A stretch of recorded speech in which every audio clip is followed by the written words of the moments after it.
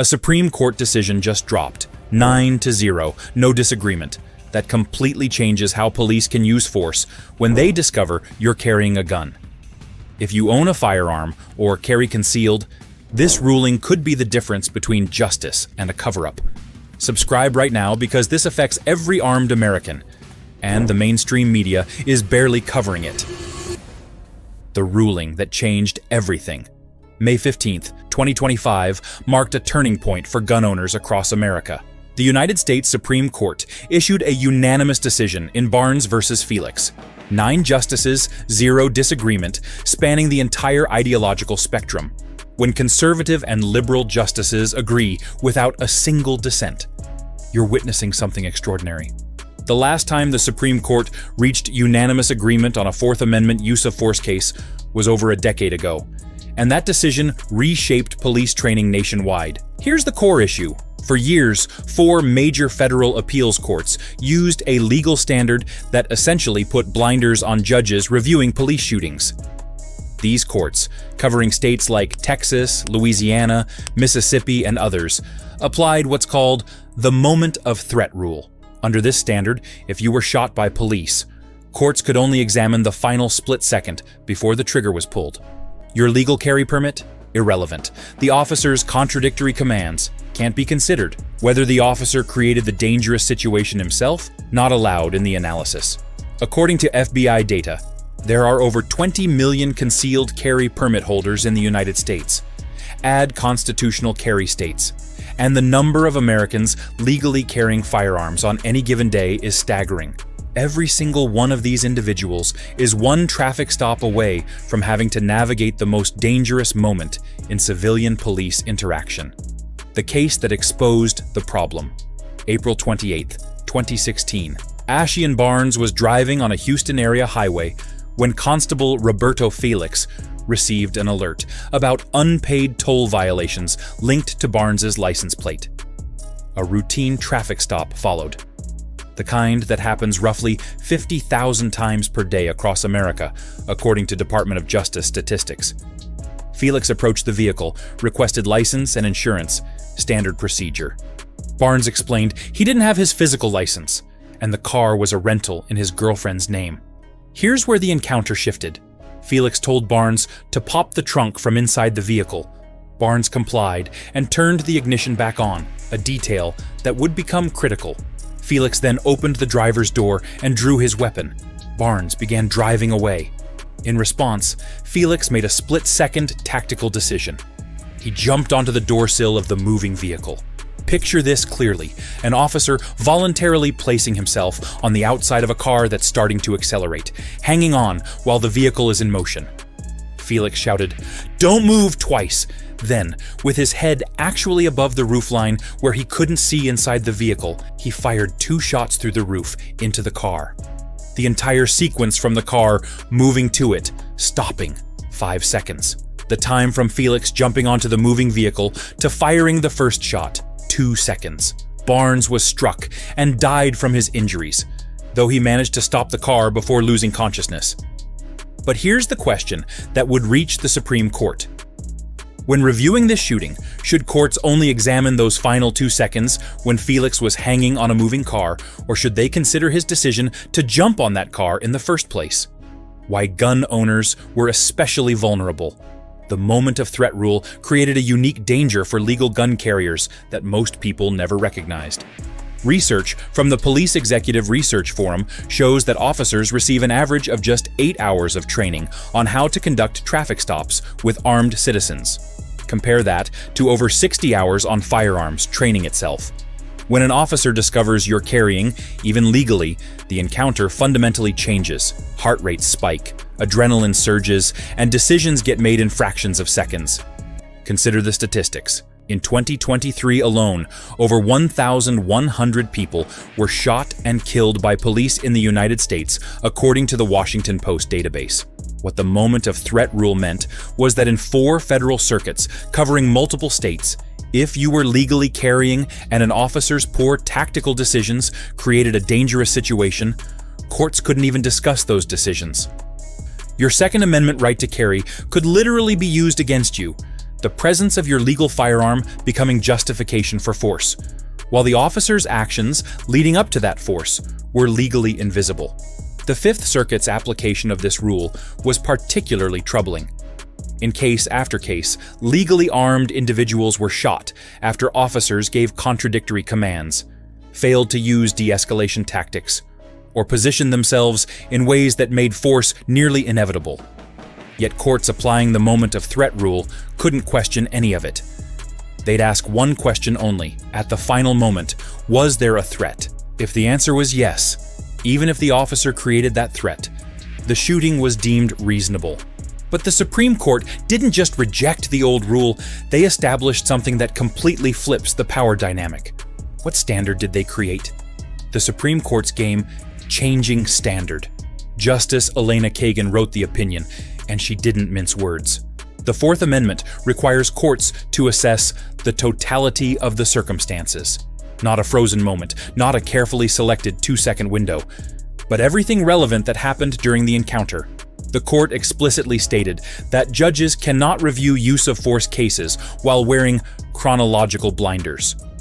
This wasn't a suggestion or a guideline, it was a constitutional mandate. The court referenced its earlier decision in Plumhoff versus Rickard to illustrate the principle. In that case, a suspect led police on a high-speed chase exceeding 100 miles per hour for over 5 minutes, endangering countless civilians. When officers finally shot him, his family argued the shooting was unjustified because the immediate threat had passed at that precise moment. The Supreme Court rejected that argument, explaining that you cannot evaluate the reasonableness of force by ignoring the 5 minutes of reckless driving that preceded it. Now, apply that same logic to Barnes versus Felix. Officer Felix jumped onto a moving vehicle, a decision that created immense danger for himself. Under the old rule, courts had to ignore that decision and only ask whether Felix faced danger while hanging onto the car. Under the new standard, courts must ask, did Felix's decision to jump on the car create the very danger he then cited as justification for deadly force? For gun owners, this shift is monumental. It means an officer can't see your legal firearm, make a series of tactical errors, or give contradictory commands, and then claim the final moment of perceived threat justifies shooting you. The critical question left unanswered. The Supreme Court specifically declined to address one major issue, and Justice Kagan acknowledged this explicitly in the opinion. The question: can an officer who deliberately or recklessly creates a dangerous situation then claim justification for using deadly force to escape that situation? The court said this issue wasn't properly before them, because lower courts applying the moment of threat rule never analyzed it. But by mentioning it, the court signaled this question is on the judicial radar and will likely be addressed in a future case. This matters enormously for armed citizens. Imagine an officer conducts a traffic stop and discovers you're legally carrying. He becomes visibly nervous and starts issuing commands. Hands on the wheel. No, wait. Show me your license. Actually, hands back on the wheel. Now reach for your ID slowly. Your wallet is near your holstered firearm. As you attempt to comply with contradictory instructions, your hand moves toward the gun area. The officer, having worked himself into a state of panic through his own confusing commands, perceives a threat and fires. Under the new totality of circumstances standard, courts can now ask, did the officer's contradictory commands create the confusion that led to the hand movement? That's progress. But the unanswered question goes further. If an officer recklessly creates danger through poor tactics, does he lose the right to use force altogether, or is force still justified if a genuine threat materializes from his recklessness? How this changes police training and accountability. Police academies across the country are going to have to rewrite their use of force curriculum. For decades, officer training focused heavily on the 21-foot rule, the idea that a suspect within 21 feet can close distance and attack before an officer can draw and fire. That training emphasized threat recognition and rapid response at the moment of perceived danger. What it often didn't emphasize was tactical decision-making in the moments before that danger materialized. Barnes versus Felix makes those prior moments legally relevant and subject to judicial review. The International Association of Chiefs of Police has already begun circulating updated guidelines in response to this ruling. Departments are now required to train officers not just on when they can use force, but on how their tactical choices before that moment will be evaluated in court. This includes how officers position themselves during vehicle approaches, how they communicate with armed citizens who've disclosed their carry status, and how they avoid creating no-win scenarios where force becomes the only option. Consider the financial implications alone. Cities and counties face massive civil liability when police shootings are deemed unconstitutional. A single wrongful death verdict can exceed $10 million. Under the moment of threat rule, municipalities had a built-in defense. Courts couldn't even examine the officers' tactical failures. That shield is now gone. Prosecutors reviewing police shootings must now conduct more thorough investigations. It's no longer sufficient to ask, was there a threat at the end? Prosecutors must examine the entire encounter, including whether officer actions created the circumstances that led to force. When an officer asks, "Do you have any weapons?" what you say in the next 3 seconds could determine if you go home alive. So, what does this ruling actually change about that moment? What this means during your next traffic stop. You're driving home from the range with your legally owned firearm secured in your vehicle. Blue lights flash behind you, routine traffic stop for a minor violation. The officer approaches and asks for your license and registration. Depending on your state, you may be legally required to disclose that you're armed. You say, "Officer, I need to inform you I have a firearm in the vehicle." What happens in the next 3 seconds determines whether this encounter ends with a warning or in tragedy. Under the old moment of threat rule, if the officer reacted poorly, drawing his weapon, shouting contradictory commands, positioning himself in a way that made safe compliance impossible, and then shot you when you moved to comply, courts in several circuits would only examine that final moment. They'd ask, when the citizen's hand moved, was the officer in reasonable fear? If yes, shooting justified. Barnes versus Felix changes this calculation fundamentally. Now, if an officer's reaction to your legal disclosure creates danger, courts can examine that reaction. Did the officer follow training for armed citizen encounters? Did he create confusion through contradictory commands? Did he fail to use de-escalation techniques appropriate for someone who just voluntarily disclosed their firearm? A sign of lawful behavior, not criminal intent? The practical implication is that officers have an incentive to handle armed citizen encounters professionally and tactically sound from the very beginning.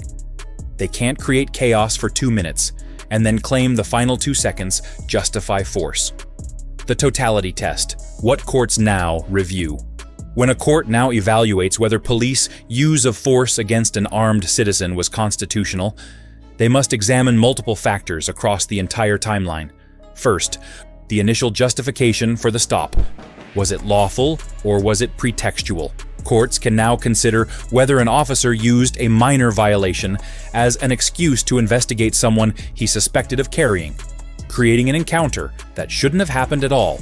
Second, the officer's conduct during initial contact. Did he follow established protocols for interacting with armed citizens? Did he remain calm and professional, or did his visible anxiety escalate the situation?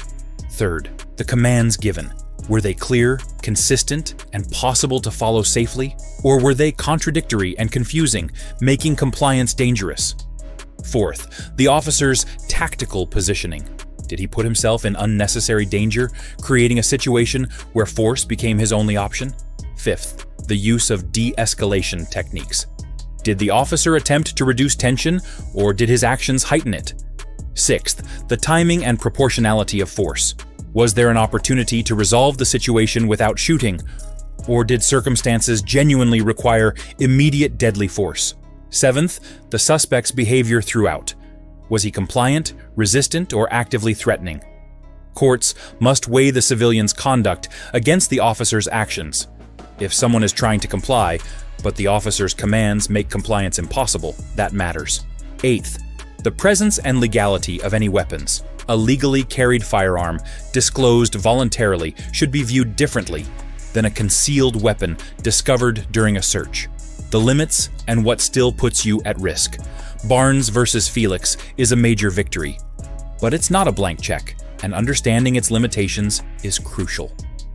First, this ruling doesn't prevent officers from using force against armed individuals.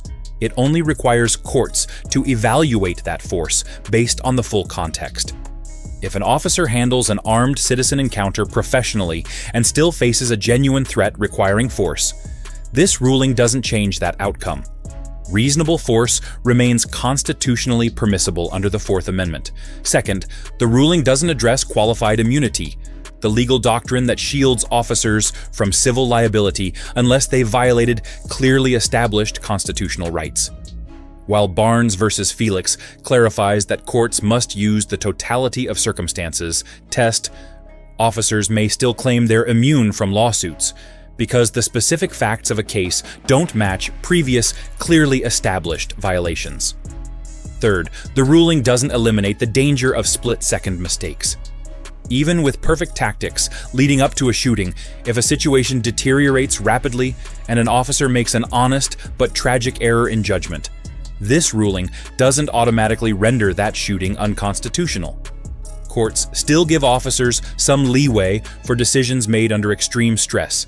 They just can't ignore the officer's role in creating that stress. Finally, and this is critical, the ruling only helps you if your case gets to court and is decided on the merits. If you're shot and killed, your family has to file a lawsuit and survive multiple procedural hurdles before a judge even applies the totality of circumstances test. Now that courts examine every moment of the encounter, what specific actions during your next traffic stop will make this ruling work in your favor? This unanimous Supreme Court decision just strengthened both your Second and Fourth Amendment rights in ways most gun owners don't realize yet. Your constitutional protections during traffic stops have fundamentally changed. Hit subscribe and turn on notifications because these legal updates happen fast. And staying informed isn't optional. It's essential for every armed American.